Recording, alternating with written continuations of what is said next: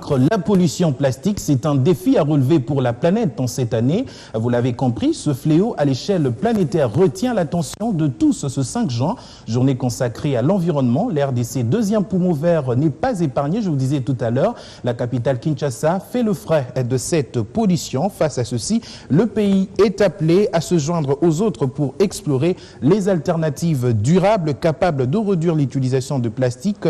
Ami Amatobé est ministre de l'Environnement. La situation actuelle de la gestion des déchets plastiques dans notre pays est préoccupante et les progrès observés dans ce domaine sont encore faibles. Les matières plastiques ont désormais envahi notre quotidien. Elles sont les symboles de la société de consommation car elles sont considérées comme un matériau non noble. Les consommateurs l'assimilent à un produit jetable après usage. Elles représentent 10% de la masse totale des ordures ménagères.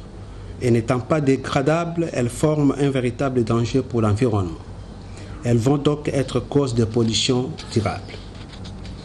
Les sachets enfouiront les sols imperméables en empêchant l'infiltration des eaux de pluie et cela a comme conséquence l'écoulement des eaux en surface entraînant le débordement des caniveaux déjà bouchés par des plastiques ainsi que des fortes inondations dont nous déplorons souvent les méfaits multiformes dans nos agglomérations urbaines.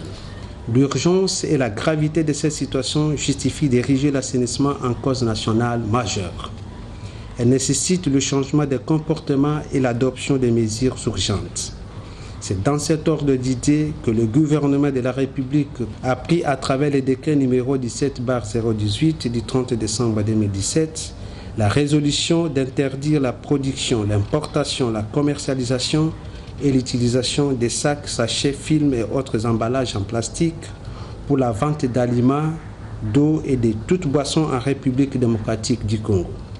Le décret interdit également l'emballage en plastique non biodégradable. Ce décret est complété à ce jour par l'arrêté ministériel numéro 017 CAB Minet Econat 2018 relatif aux mesures d'exécution du dit décret et prend effet à partir du 30 juin 2018.